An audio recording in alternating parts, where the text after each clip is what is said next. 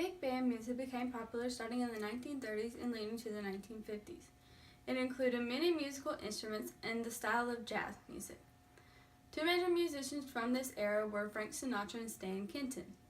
Frank Sinatra started music at a young age. He was widely known then and is still widely known now. Bing Crosby and Tom Dorsey were his two major musical influences. On Biography.com, according to an article written by A&E Networks in 2016, he had already been a member of the Glee Club in his high school and began to sing at local nightclubs. By Sinatra starting his musical career at a young age, it allowed his voice to progress through the years. Retrieved in 2017 from the website allmusic.com, Roman writes, Frank Sinatra was arguably the most important popular music figure of the 20th century. His voice is what made him special. People enjoyed hearing the originality in his voice when he sang. He had finally been discovered by someone. Last updated April 17, 2017, Wikipedia states, in June, band leader Harry James, who had heard Sinatra sing on Dance Parade, signed a 2-year contract of $75 a week one evening after a show at the Paramount Theater in New York. Sinatra had been noticed and was now starting his career.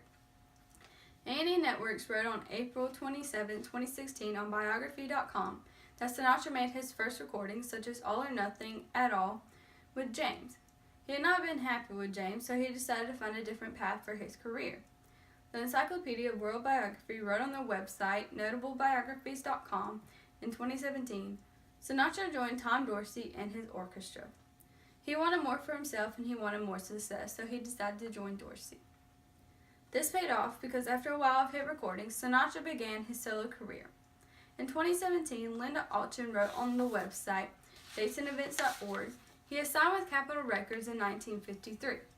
This is where he recorded his singles. Frank was a very talented man, but he was not only a wonderful singer, he was also an actor. A&E Network states in April 2016 on Biography.com, his first debut was in 1943 with the films Rebel with Beverly and Higher and Higher. He had won many awards for his acting roles. Sinatra's originality is what intrigues people even now to this day. David Lemon of CNN.com in 2015 suggests Sinatra changed popular song by the force of his example, by his great jazz-inflected phrasing, and by bringing to the interpretation of a lyric the skill and passion of a method actor. With his style of jazz and the skills Sinatra had, he changed pop music. Another big band musician was Stan Kenton. Updated on April 17, 2017, Wikipedia writes, he was born on December 15, 1911 in Wichita, Kansas. Kenton began with an interest in music as a child. The editors of Biography.com write in April of 2014, a gifted pianist as a child and a touring musician as a teenager. He was gifted as a child, which led him to touring in his teen years. In 1999, the editors of Encyclopedia Britannica wrote on their website, he had a few musical influences, such as pianist Earl Hines and arrangers Claude Thornhill and Benny Carter. Wikipedia reports his natural inclination was a bandleader. Kenton was born to be a bandleader, and his goal was to lead his own band.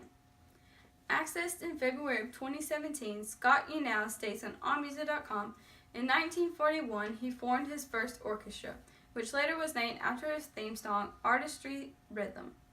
It had taken a while before his orchestra drew to become popular. Kenton's musical style was different from original jazz music. In 1999, the editors of Encyclopedia Britannica write on the website, much of Kenton's music is more like non-swing 20th century concert music than jazz or dance music. His music was not genuinely jazz-based. He also used a great deal of improvisation.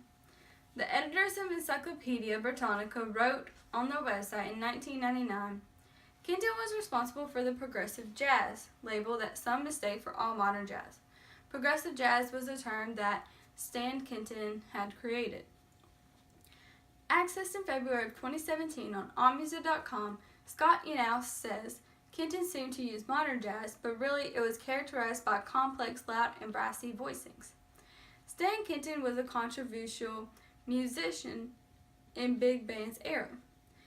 He wanted to find different ways of forming and creating music, and many critics targeted him because of this. Kansas Historical Society wrote on the website in December of 2012, the critics did not admire his differences. Kenton wanted to be unique, so he never let the critics keep him from doing this. Simon Renter of NPR.org writes on February 17, 2012, accusations of racism also plagued the band leader. Not only was he criticized for his thoughts of music, but also accused of being racist. Michael Spark writes in his 2011 book, This Is an Orchestra. The big bands were a product of the 1930s when racial segregation was at its worst. Because Kenton was a white man living in the time of segregation, he could have actually been racist. That does not mean it could have any effect on his musical career or that critics should be criticizing him. In 1997, Michael Boyd states on Plausin.com, by him creating new and unique forms of jazz and big bands, he has affected how jazz is performed and written. Kenton is a significant figure in this era. He wanted to be different from all the other artists in the industry.